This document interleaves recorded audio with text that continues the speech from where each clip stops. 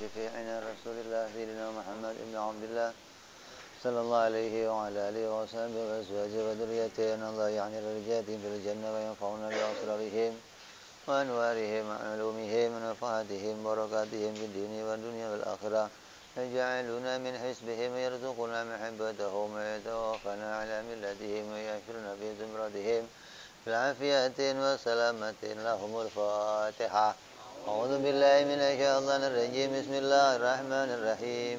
الحمد لله رب العالمين الرحمن الرحيم مالك يوم الدين.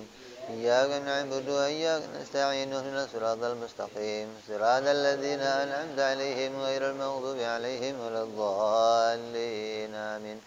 بسم الله الرحمن الرحيم. نويت تعلما وتعليما وتذكرا وتذكيرا ونفعا والانتفاعا والإفادة والاستفادة والحث على التمسك بكتاب الله وسنة رسول الله صلى الله عليه وسلم والدعاء إلى الهدى والدلالة على الخير ابتغاء مرضاته وقربه وثوابه وحسن الخاتمة مع اللطف والعافية وصلاح العاقبة.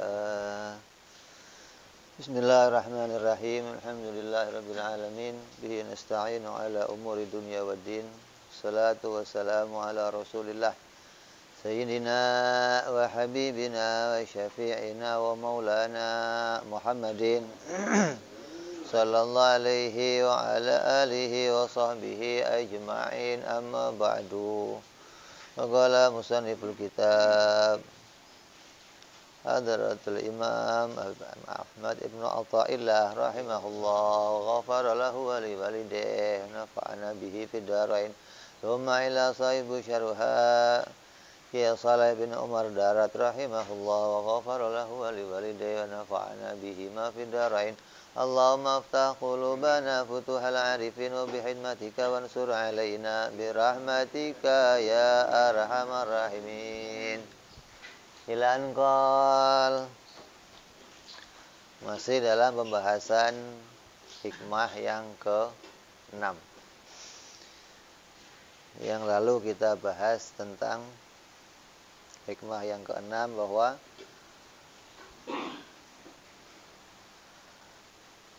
jangan karena terlambatnya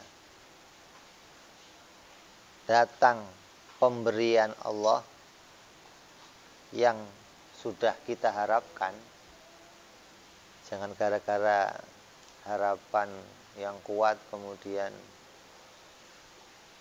tidak datang jawaban dari Allah atau tidak diijabah doa-doa kita, kemudian menjadikan kita putus asa, menjadikan kita berhenti tidak mau berdoa, ngambek nggak mau minta. Ngapain minta lagi lah, orang minta aja nggak dikasih, ngapain minta lagi, udahlah,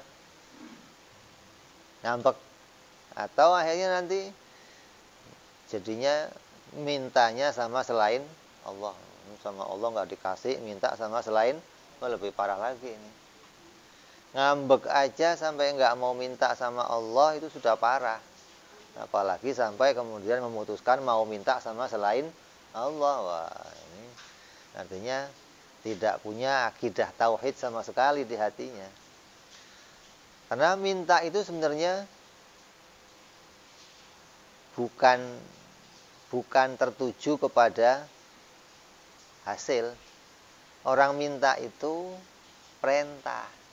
Ud'uni astajib lakum. Mintalah kamu kepadaku maka akan aku kabulkan. Berarti minta itu diperintah enggak? Diperintah. Jadi bagian dari kita mengerjakan perintah Allah, kita doa itu sedang ngerjain perintah Allah. Nah, jangan terus ngambek. Kalau lagi ngerjain perintah Allah ngambek, saya nggak mau doa lagi lah. Berarti mau meninggalkan perintah Allah. Ini yang parah. Jadi doa itu harus kita yakini saya sedang mengerjakan perintah Allah. Adapun urusan ijabah, semua yang saya terima itu tidak tergantung pada doa saya. Semua yang saya dapati itu tidak bergantung pada permintaan saya.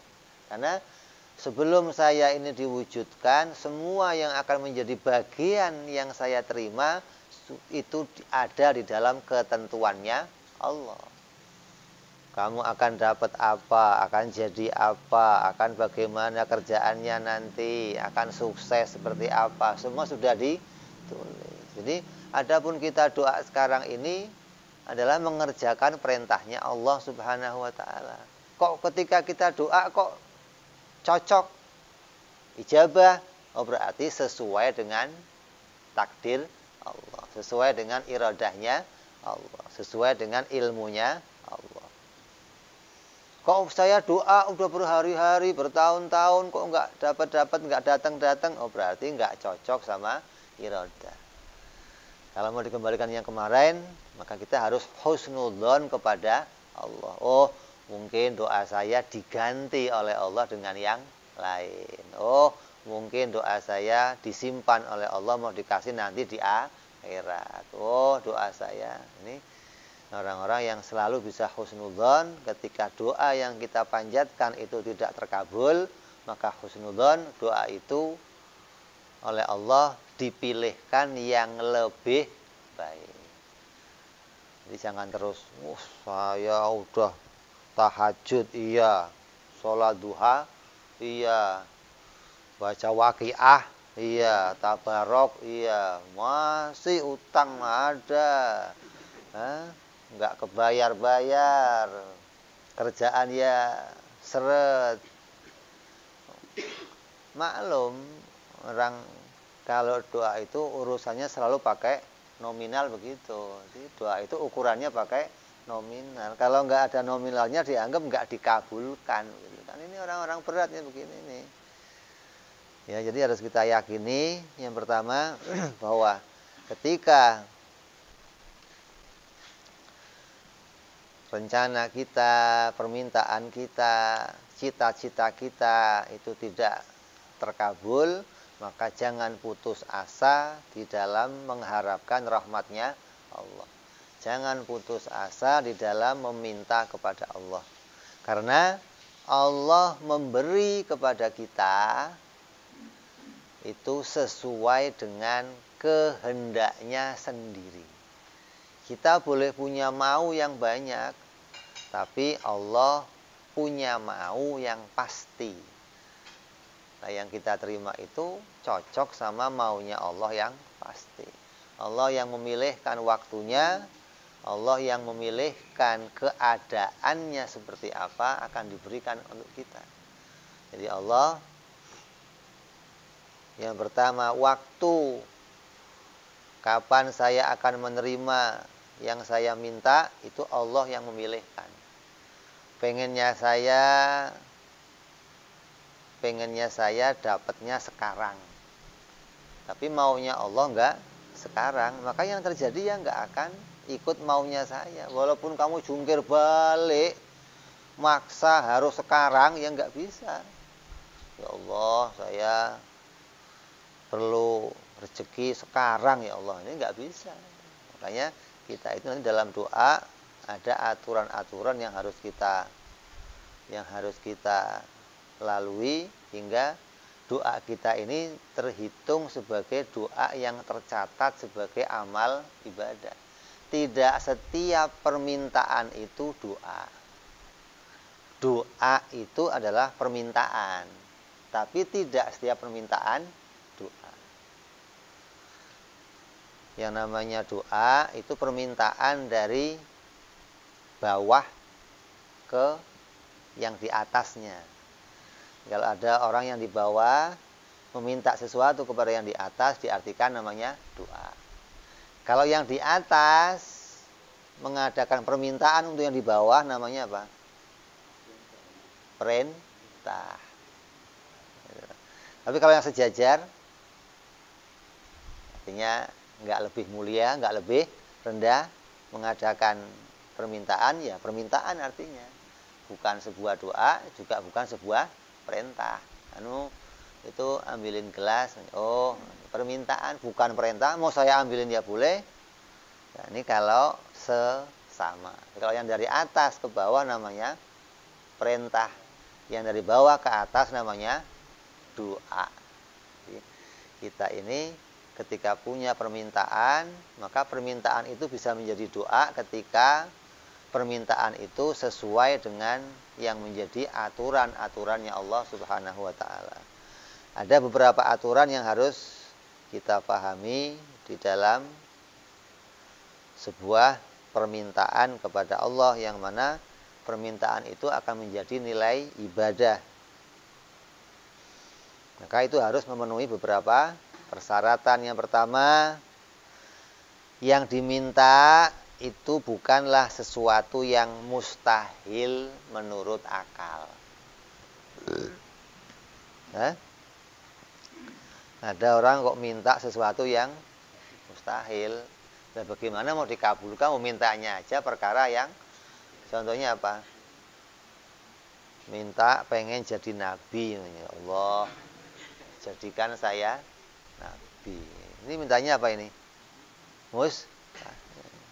Ya Allah, jadikan saya apa?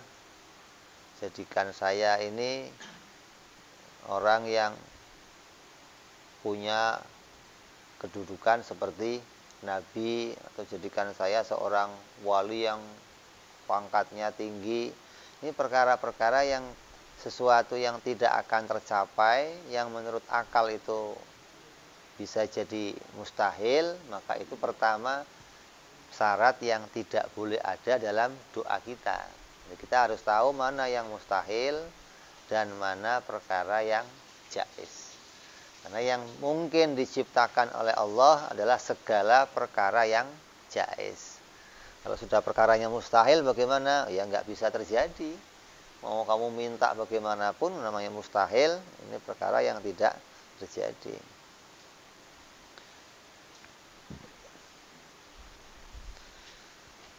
Terus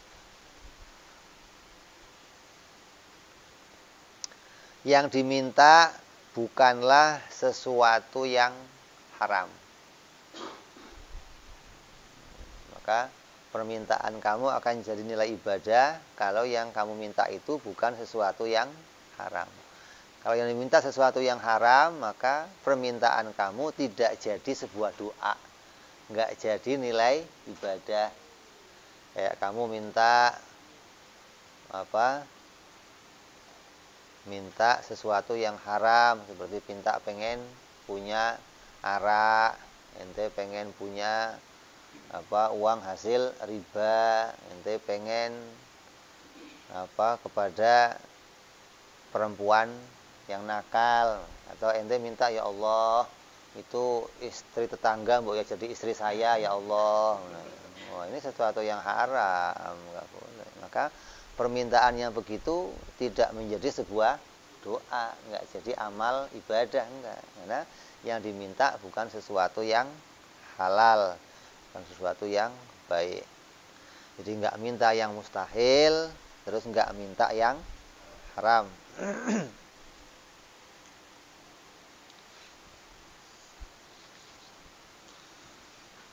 Orang minta rezeki ya begitu, ya Allah berikan saya rezeki yang halal. Ya kalau nggak ada yang halal, yang haram juga nggak apa-apa ya Allah. Ini nggak beres begitu. Yang penting rezeki ya Allah, mau halal mau haram. Ini permintaannya begitu, nggak jadi sebuah doa. Terus yang diminta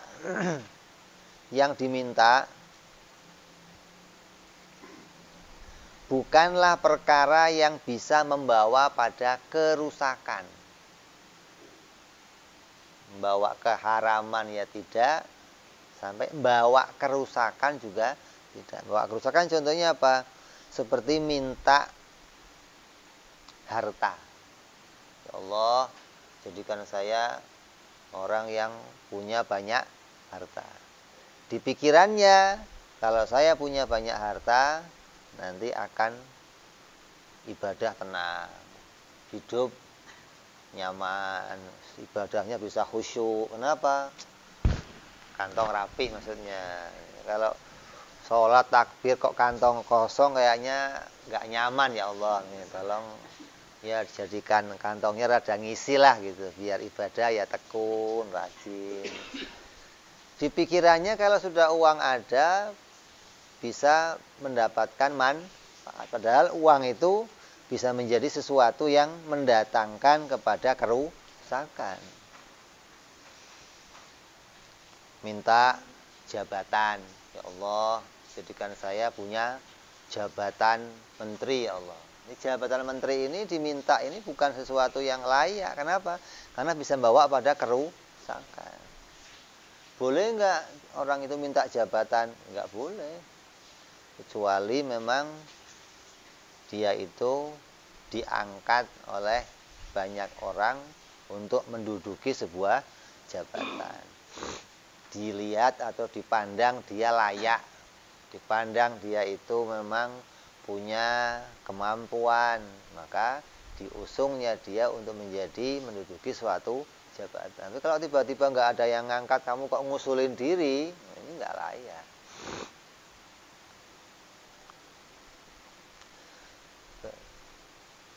Terus tahta, minta harta, terus minta wanita. Ini sesuatu semuanya ini bisa membawa kepada kerusakan. Nah, kalau saya nggak boleh minta harta, terus mintanya apa? Ya mintanya yang lain. Tujuannya kamu punya uang itu biar apa? Kamu itu pinginnya punya uang, punya uangnya, apa pingin dapat manfaatnya dari uang? Ya kamu pingin apanya? Ya nggak usah pegang uangnya berarti. Ini kan yang penting dapat manfaat. Apa manfaatnya uang? Manfaatnya uang buat apa? Buat beli belanja, buat pokoknya pip lah. Kalau sudah ada uang itu lancar semua lah pip lah gitu. Kalau nggak ada uang ya Allah kayaknya seret semua ada gitu. Berarti kamu pinginkan kebutuhan kamu terpenuhi dengan uang. Lah kamu minta sama Allah, ya Allah, mudah-mudahan hidup saya diberi kecukupan, nggak selesai. Bukan harta, bukan.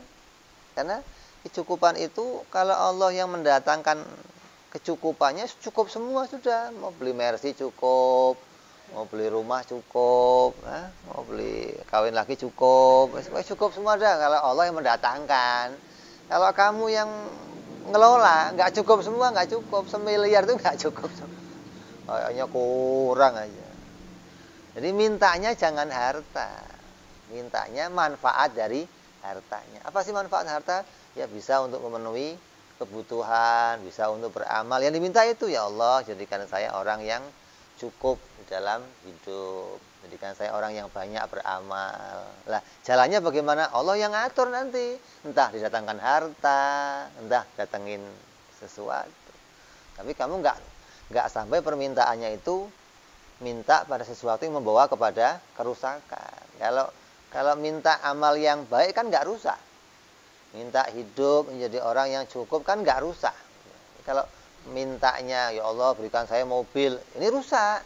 Mobil bisa bawa pada kerusakan. Ya Allah saya pengen motor, ya Allah. Motor bisa bawa pada kerusakan. Lah, yang diminta apa? Yang diminta manfaat dari apa yang bisa bawa kerusakan itu kamu ambil manfaatnya. Uang manfaatnya untuk apa? Motor manfaatnya untuk apa? Jadi manfaat yang baik yang bisa kamu manfaatkan. Itu yang kita minta. Kedudukan, ya Allah, jadikan saya orang yang bisa menjabat menteri. Ya enggak perlu sesuatu yang rusak yang begitu. Di pikirannya enggak mengetahui bahwa kedudukan menteri itu pasti bawa kepada madharat. Enggak akan bawa kepada manfaat, enggak. Kecuali kamu diangkat oleh banyak orang. Kalau kamu sendiri yang mengajukan, pasti bawa madharat. Tapi jangan diukur seperti Nabi Yusuf. Nabi Yusuf itu nabi yang mengajukan diri sebagai menteri kepada raja pada masa itu. Ketika raja kebingungan, ini siapa yang bisa ngatur negeri karena ke depan akan ada ceklik, melebihi COVID itu. 7 tahun itu ya. 7 tahun paceklik. Siapa yang bisa ngatur? Maka Nabi Yusuf, saya. Nah, ini kok ngusulin wahyu Nabi. Bukan atas maunya sendiri, tapi wahyu. Karena dia tahu masa itu yang punya kemampuan cuma dia. Yang pinter, yang bijaksana, yang jujur, yang cuma dia. Kalau nggak dia ngatur, wah ini gandum habis ini. Minggir semua, bocor bawahnya kemana-mana. Dia yang ngatur, beres. Nah yang lain selain Nabi ya nggak bisa ngusulin begitu. Saya bisa mimpin negara ini. Jadi kalau kamu Nabi artinya di hati kamu nggak punya kerusakan, nggak punya embel-embel. Kalau punya itu semua maka permintaan itu semua permintaan yang bisa membawa kepada kerusakan. Atau minta tahta untuk bisa bermegah, bisa ingin jadi menteri biar punya mobil, biar punya macam-macam. Ini semua ini adalah perkara yang bawa pada kerusakan. Makanya orang-orang soleh ini orang-orang yang mereka ini kebanyakan tidak memiliki harta. Karena nggak punya harta itu bagi mereka adalah ketentraman, maksudnya ketenangan hati. Kalau di rumahnya masih ada harta, maka bagi mereka seakan-akan itu bukan ketenangan.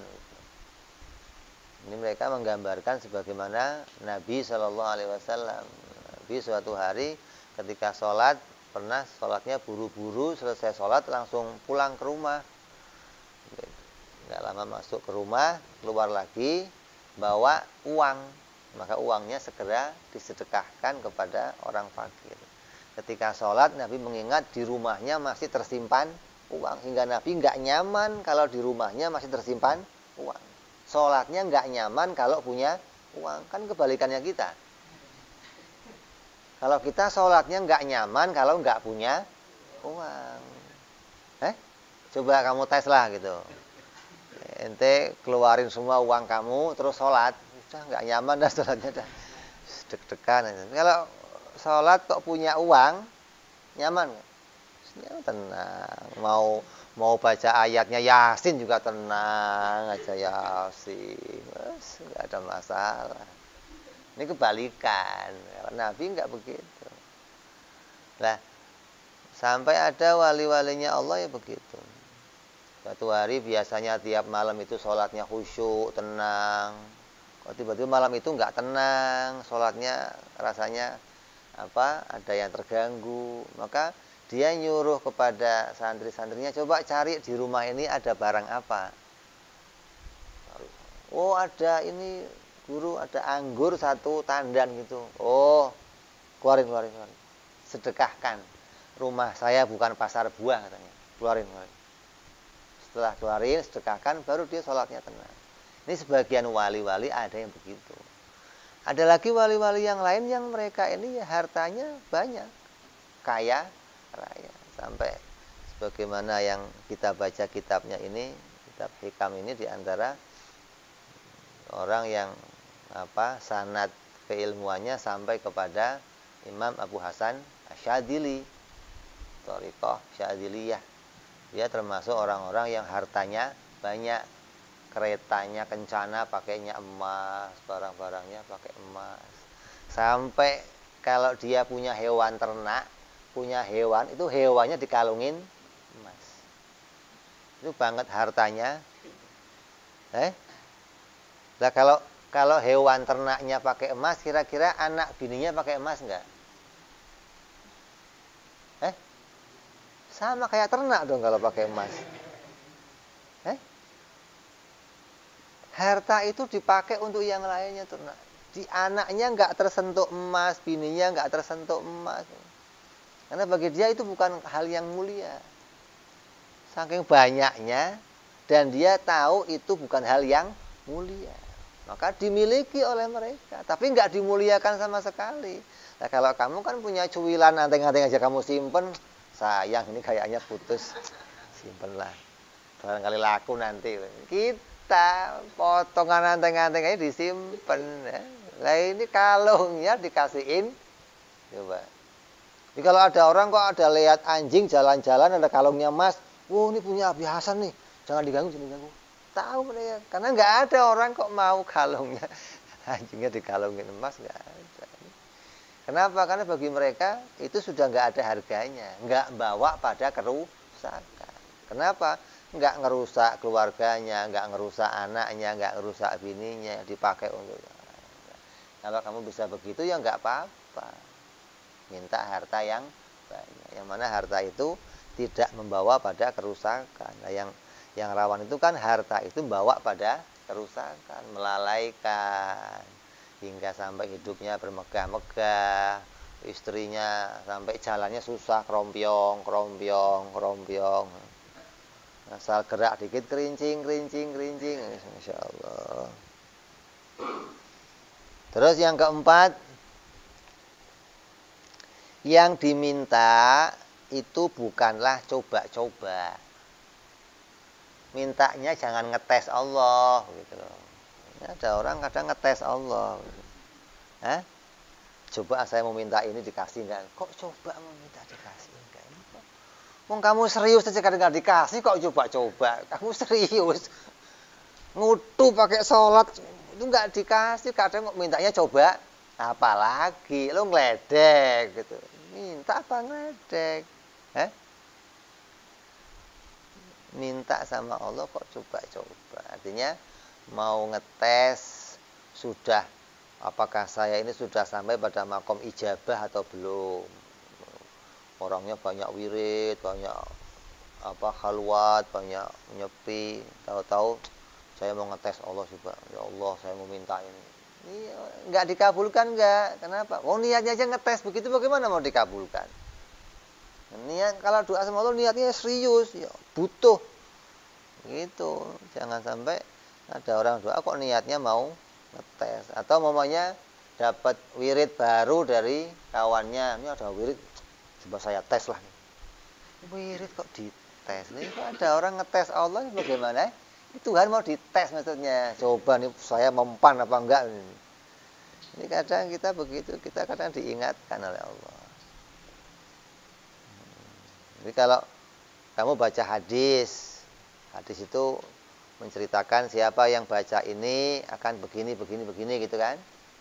Maka jangan dites, ya yakin saya baca pasti akan begitu. Lah, adapun datangnya kapan? Oh, itu terserah Allah. Gitu loh.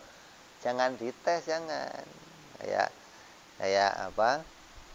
Kita sering dengar siapa yang membaca subhanallah akan dapat segini, siapa yang baca la ilaha illallah akan dapat begini, siapa yang beramal 1 kali akan dibalas 10 kali. Ini kamu jangan coba saya mau. Jangan coba-coba. Artinya berarti kamu tidak meyakini apa yang telah diberlakukan sebagai aturan untuk kita. Allah memberlakukan itu yang akan terjadi sesuai yang Allah kehendaki. Jadi jangan sampai doanya itu coba. Harus orang doa itu mantap bahwa Allah akan mengabulkan. Setidaknya ini adalah perintahnya Allah Subhanahu wa ta'ala. Terus yang kelima, orang yang meminta itu tidak menganggap yang diminta itu sesuatu yang besar.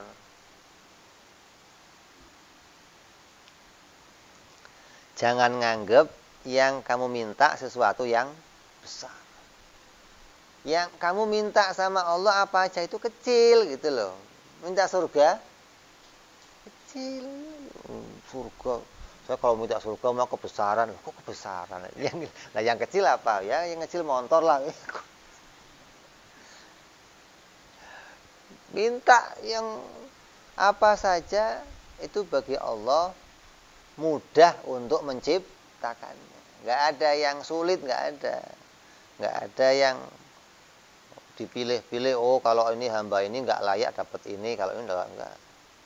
Semua hamba layak mendapatkan sesuatu pemberian dari Allah. Nah kalau minta ya sudah apa saja minta.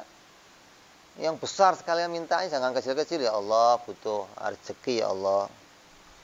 Apa listrik belum dibayar ya Allah, listrik doang yang diminta kecil banget ya Allah. Mintanya jangan yang, kenapa kalau saya mintanya yang gede, kebesaran. Kayaknya menganggap itu gimana, sesuatu yang nggak layak diminta lah. Saya mah nggak pantas, itu nggak pantas. Berarti dia nggak mengenal Allah Subhanahu wa Ta'ala, zat yang maha baik, yang mampu memberikan segala sesuatu kepada hambanya, yang nggak terukur.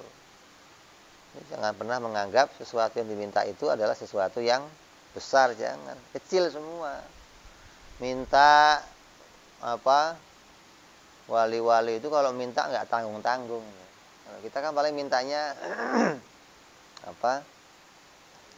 Agar semua manusia kalau sama saya senang, saya dihormati semua manusia, punya wibawa depan manusia. Ada wali yang minta nggak begitu. Ya Allah, tundukkan semua yang ada di bumi, tundukkan yang ada di langit. Enggak di bumi, di langit semua, tanggung-tanggung gitu ya.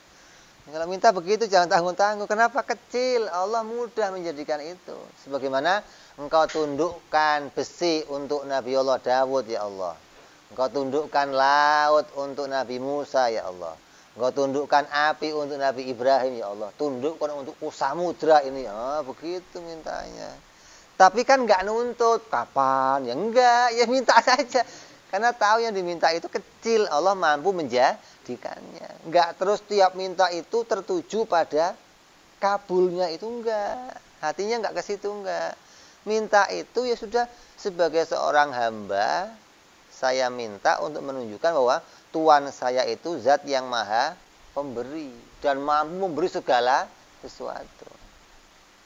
Terus sebagai hamba saya minta itu ngapain? Minta itu merendahkan diri. Gak ada orang minta mulia, gak ada. Saya minta kok mulia bagaimana? Minta ya rendah dong, minta kok mulia bagaimana? Gak ada orang minta jadi orang mulia, gak ada. Orang minta itu mesti orang yang rendah. Jadi kalau kita kok mau minta, berarti kamu sedang menampakkan kefakiran. Jadi kamu itu hamba, kamu itu lemah. Buktinya lemah mana? Minta. Jadi kita itu minta jangan tertuju kepada kabul, jangan. Ini ibadah. Apa yang mau ditampakkan dari sini? Satu, ngerjain perintahnya Allah.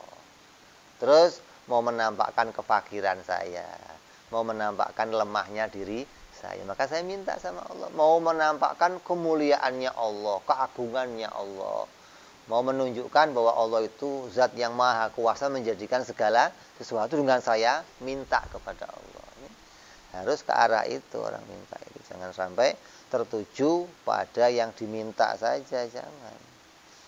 Justru wali-wali ini kalau minta nggak tertuju sama yang diminta, tertujunya kepada tadi membaguskan amalnya kepada Allah Subhanahu wa Ta'ala.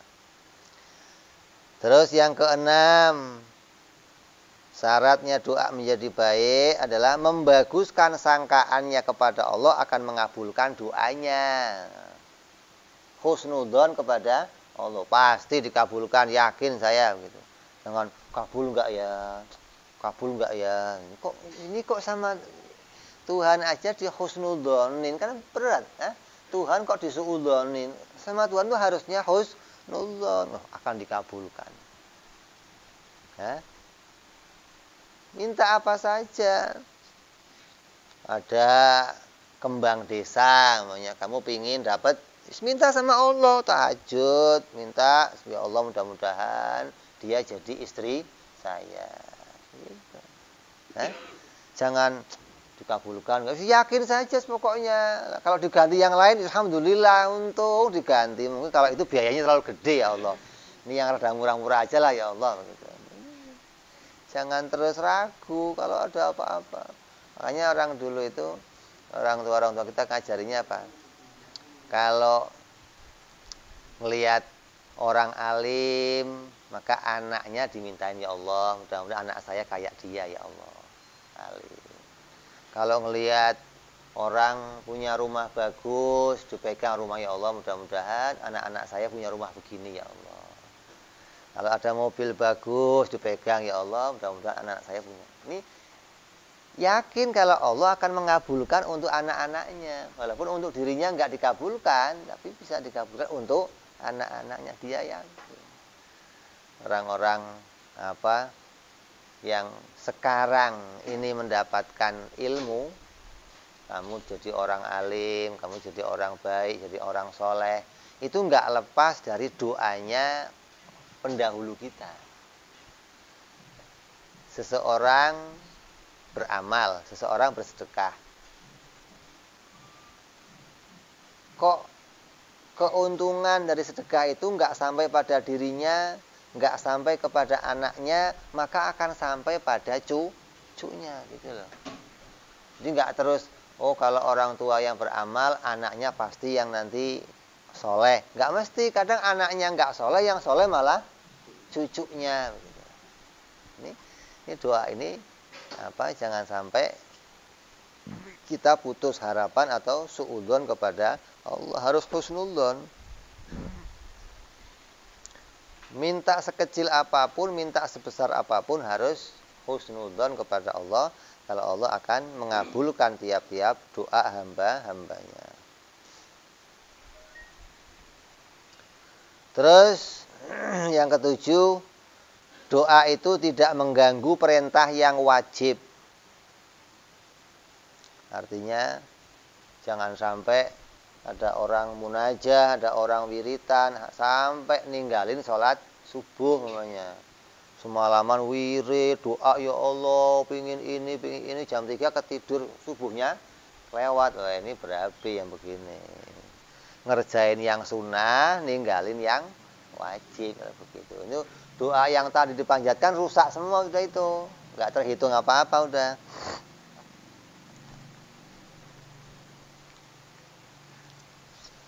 Ada orang, kalau kamu pengen kabul begini, kamu harus nyepi 7 hari 7 malam. Nggak makan apa-apa, nggak sholat. Wah, berat sudah ini. Sudah nggak makan apa-apa, nggak sholat lagi. Nanti kabul. Ya bagaimana mau kabul? Kalau kabul setan yang barengin kamu. Gitu. Jangan dikira benar. Karena banyak hal-hal seperti itu banyak.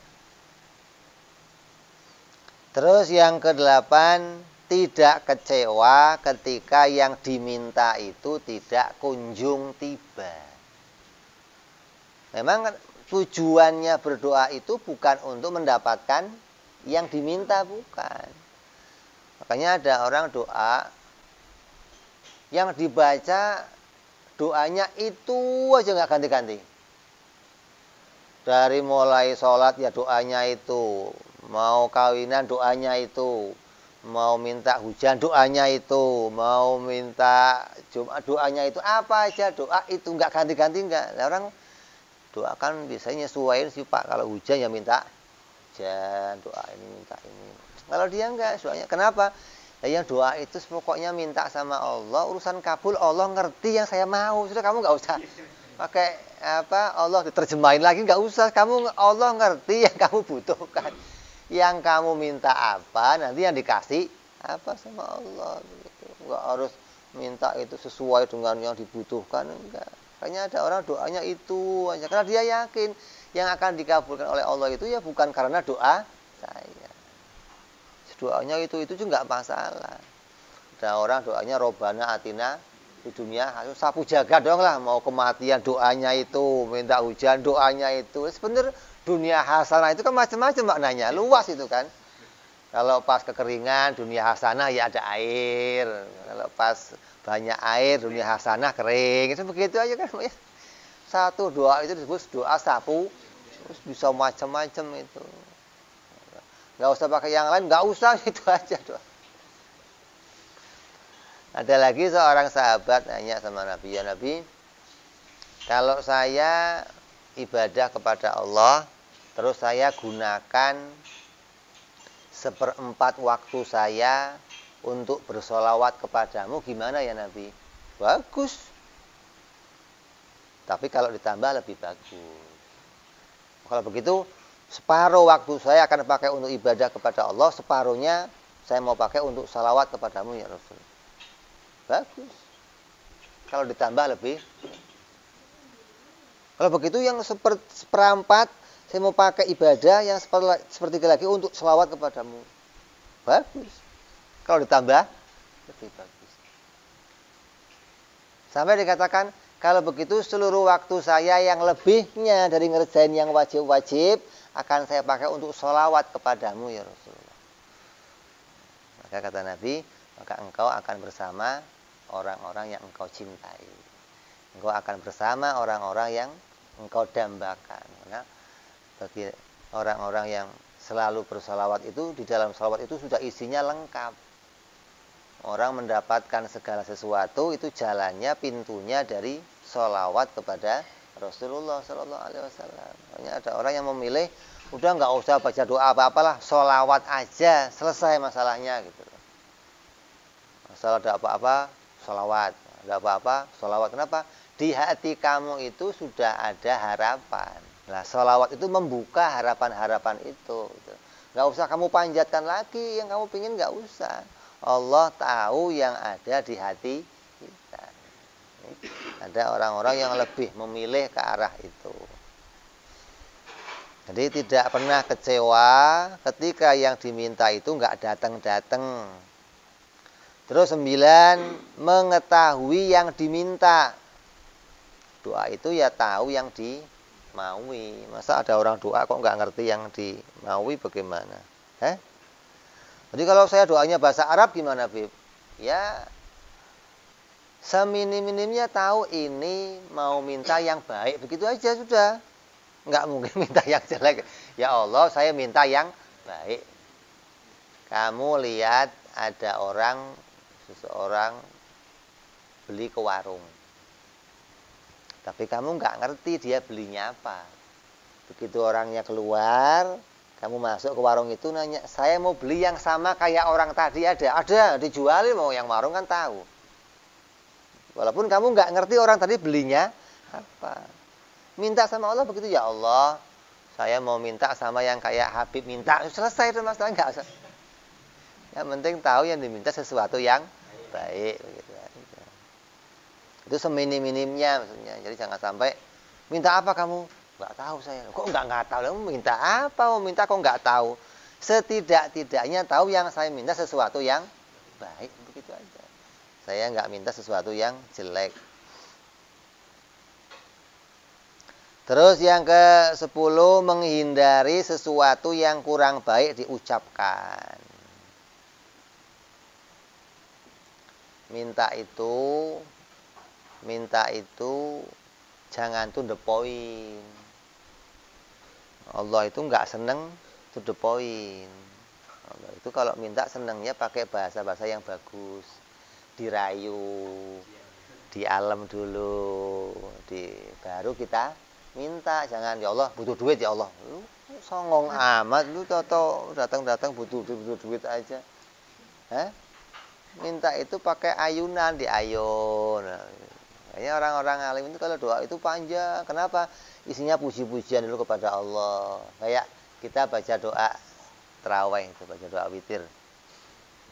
Setiap malam di dalam berita Allah mengumumkan akan membebaskan siapa saja yang ada di dalam siksa. Orang tua kita, kakek-kakek kita yang sudah mendahului kita, maka dijanjikan oleh Allah akan dibebaskan pada tiap-tiap malam bulan Ramadan. Kalau keluarganya memohon kepada Allah. Kalau kita kok minta kepada Allah, maka permintaan itu akan membawa kita menjadi sesuatu penghapusan untuk catatan yang mana kita dicatat menjadi ahli neraka. Baik itu kita, orang tua kita, kakek-kakek kita, kok ditulis di neraka, maka dengan permintaan di dalam malam-malam Ramadan untuk dibebaskan dari api neraka akan dibebaskan. Lah, caranya minta bagaimana? Ya Allah, katanya engkau ini kalau malam Ramadan bebasin orang ya Allah. Begitu dulu. Jangan ya Allah, bebaskan orang tua saya. Jangan ini kok tahu-tahu bebaskan. Dia ada ayunannya dulu, ya Allah. Dalam berita, ya Allah, engkau ini tiap malam Ramadan membebaskan orang-orang dari dalam neraka. Udah, baru ya Allah, kalau begitu bebaskan orang tua saya ya Allah. Saudara saya ya Allah. Orang tuanya orang yang hadir ini semua ya Allah. Ini dibacakan di dalam doa kita. Itu namanya doanya pakai kalimat-kalimat yang baik gitu loh. Jangan doa to the point, apalagi doanya pakai kalimat-kalimat yang kasar, kalimat yang enggak disertai dengan pujian-pujian kepada Allah Subhanahu wa taala, maka doanya enggak tercatat menjadi amal kebaikan. Gitu loh. Makanya doa itu milih kalimat-kalimat yang baik, milih kata-kata yang baik. Terus kalau mau minta ya di alam dulu. Minta rezeki ya begitu, ya Allah. Di Quran ada kalimat yang isinya jaminan orang dapat rezeki. Maka saya hari ini mengharapkan jaminan itu datang untuk saya, ya Allah. Ini kalimatnya enak didengarnya kan? Asik. Ada kedekatan, ada keakraban ketika minta, dan tahu kalau saya ini hamba, dia itu Tuhan. Enggak tahu-tahu song, ya Allah, rezeki ya Allah. Ini siapa lu ini? Makanya jangan pakai kalimat-kalimat yang kurang baik untuk diucapkan. Terus berdoa membawa dengan nama-nama Allah yang baik, yaitu Asmaul Husna.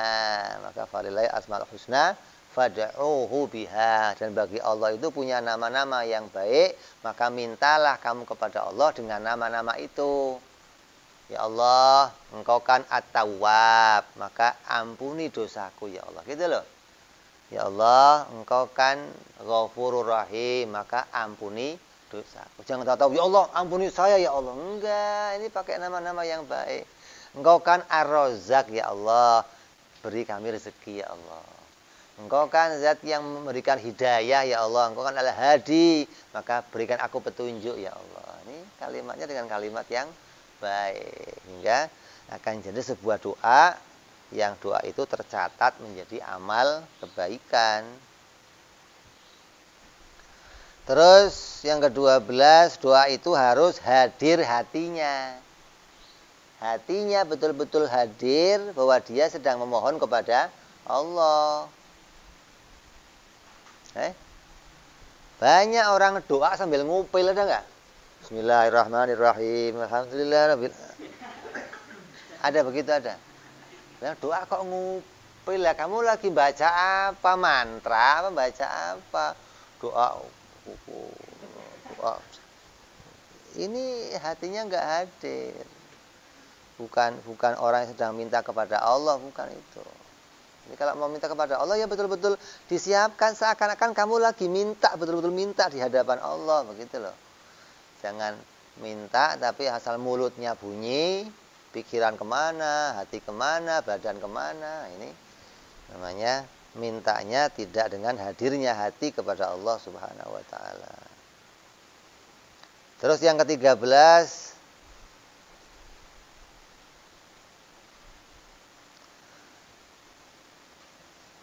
punya keyakinan, punya i'tiqad yang benar bahwa tidak akan ada yang bisa mengabulkan doa itu kecuali hanya Allah Subhanahu wa taala.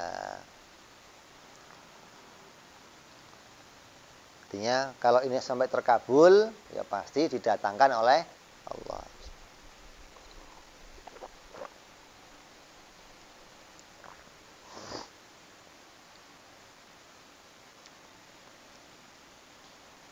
Terus yang ke-13, makannya, minumannya berasal dari sesuatu yang halal.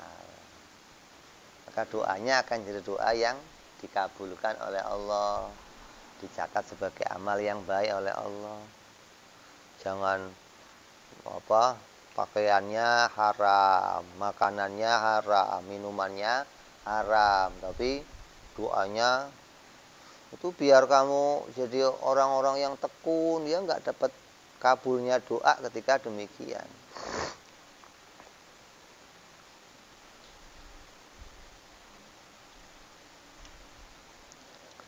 Terus yang ke-15, ikhlas dalam berdoa. Ini yang jadi kuncinya. Betul-betul menjunjung tinggi perintahnya Allah Subhanahu wa taala. Bahwa saya minta ini karena ini memang perintah Allah, tidak karena yang lain-lainnya, enggak. Allah perintah saya doa, maka saya berdoa kepada Allah Subhanahu wa taala.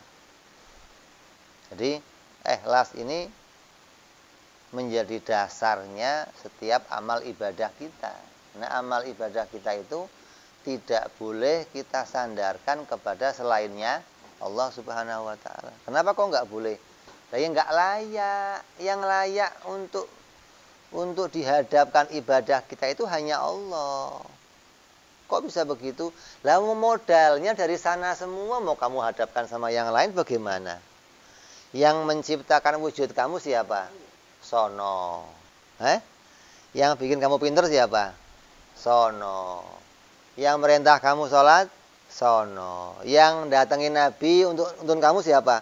Sono. Nah, terus kamu kok nyerahin amal sama yang lain selain Allah, ini untuk apa gitu loh?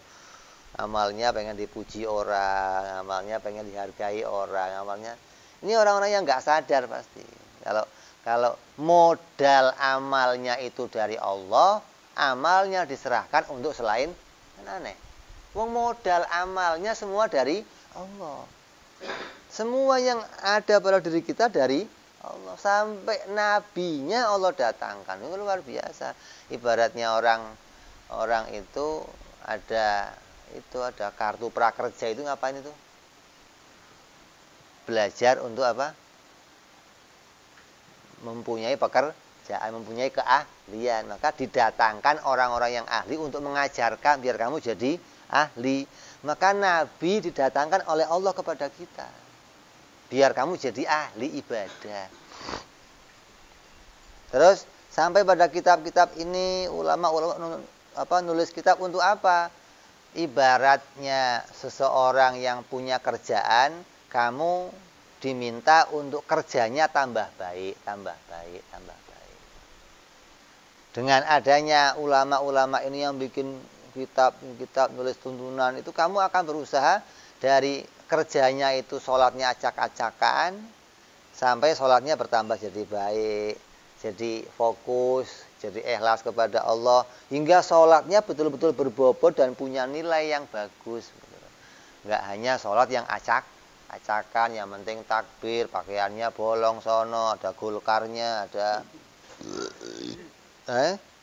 ada selananya sini sobek sono. Ini dari mulai sholat yang acak-acakan dituntun menjadi sholat yang baik. Ini semuanya modalnya dari sono semua. Allah yang mendatangkan itu semua.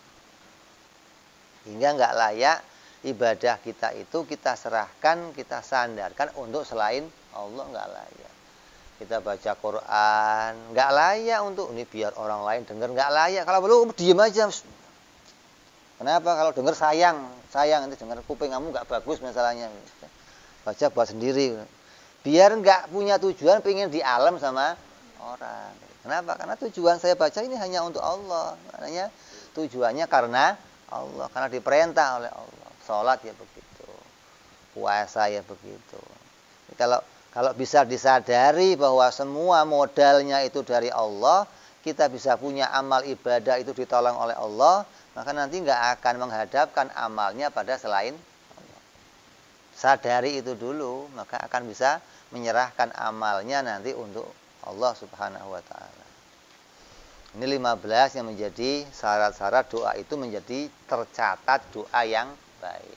Kalau sudah tercatat 15 ini sudah ada semua, terus kok enggak dikabul-kabulkan oleh Allah permintaan kamu jangan kecewa.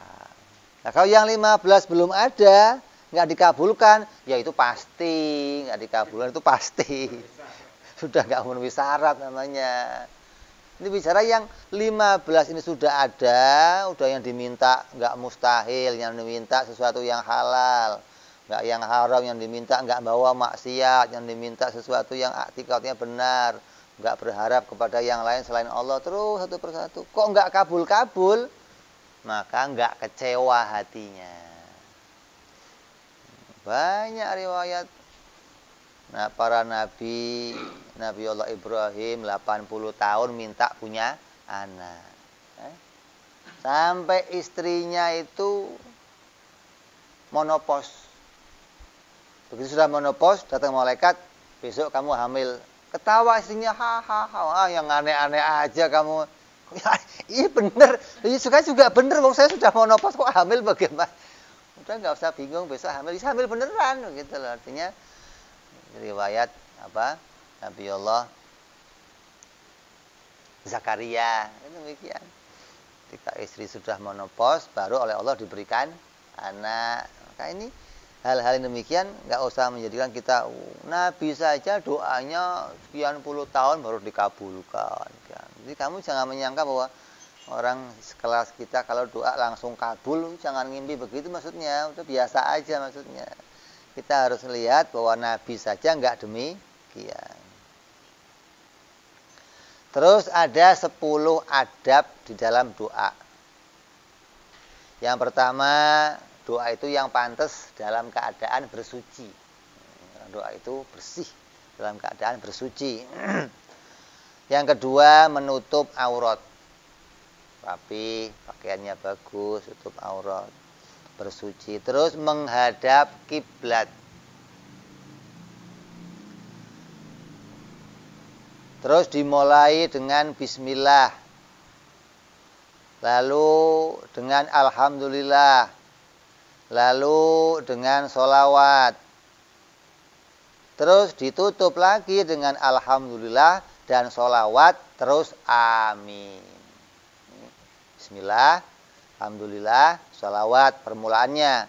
Akhirnya alhamdulillah, sholawat, terus amin. Ini adabnya orang doa. Terus mengangkat tangan. Sebatas apa? Ya mau tinggi, mau. Yang penting jangan kayak saya begini doang. Bismillahirrahmanirrahim. Itu enggak niat maksudnya. Alhamdulillahirabbil alamin. Kadang ada yang doanya saking panjangnya awalnya begini turun lama banget enggak selesai. Awalnya aja kenceng. Amin. Lama banget turun. Coba adabnya mengangkat tangan. Terus selesai mengangkat tangan, menyapukannya ke wajah. Ini sunnahnya. Terus sunnahnya tidak mengangkat wajahnya ke langit, yang diangkat tangannya aja. Kamunya nggak usah, ya Allah, nggak usah begitu-begitu maksudnya. Yang diangkat tangannya aja karena kiblatnya doa ke langit, gitu loh. Wajahnya nggak disunahkan ngelihat ke langit, enggak. Tapi tangannya, kayak orang kalau sholat subuh kita baca doa kunut, yang ke atas apanya? Tangannya kan ya Allah, Allahumma hdini fiman hadait, kan enggak begitu maksudnya. Malah makmum bingung nih imam kenapa. Terus doa itu disunahkan berulang-ulang. Makanya ada doa yang dibaca 3 kali. Memang sunnah. Allahumma ighfir. Allah Rabbighfirli. Ya boleh dibaca 3 kali. Karena sangat mengharapkannya untuk diberi. Terus yang ke-8, merendahkan suaranya antara nyaring dan pelan. Kencang banget ya enggak, pelan banget ya enggak. Pokoknya sepantasnya lah, kayak pantasnya orang yang minta itu pakai nada gimana gitu loh maksudnya. Kamu kalau ada orang minta, Pak, duit, lu ngomong apa? Ini mintanya aja nggak enak maksudnya. Ya pakai kerasnya suara itu coba layaknya orang minta seberapa gitu loh. Ya, segitu layaknya orang minta. Ya. Jadi nggak terlalu keras, nggak terlalu pelan. Terus semua anggota badannya ikut khusyuk. Itu anteng. Enggak karu-karu. Ini, artinya menunjukkan bahwa enggak khusyuk anggota badannya. Terus disunahkan sebelum doa bertaubat. Istighfar, astagfirullah. Baru aja. Makanya ada orang doa sebelumnya didahului dengan taubat, dengan istighfar. Ini bagian dari perintah atau disunahkan. Ya. Jadi ketika sudah ini kamu lakukan, wudhu sudah, bersuci sudah, pakai pakaian yang bagus sudah, ngadap kiblat udah, tangan naik udah, sudah semua, nggak kabul-kabul juga, jangan kecewa. Karena tujuan kita doa adalah mengerjakan perintahnya Allah Subhanahu wa taala. Inginnya doa kita itu tercatat sebagai amal ibadah. Jangan sampai kabul enggak, dicatat amal juga enggak, ini double-double ruginya. Sudah doanya kabul enggak, ditulis amal ibadah juga enggak. Ini naudzubillah. Ya, mudah-mudahan doa-doa kita oleh Allah dijadikan doa-doa yang tercatat jadi amal yang baik, dikabulkan oleh Allah Subhanahu wa taala, atau digantikan oleh Allah dengan sesuatu yang baik, yang manfaat untuk kita di dunia sampai di akhirat. Amin ya rabbal alamin. Insyaallah kita sambung yang akan datang. Wallahu a'lam bishawab. Wa ila hadratin nabi. Al-Fatihah. A'udzu billahi minasyaitonir rajim. Bismillahirrahmanirrahim.